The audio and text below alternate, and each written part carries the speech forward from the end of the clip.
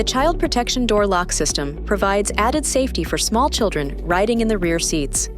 When the system is engaged, a rear door can only be opened by using the outside door handle, even if the door is unlocked.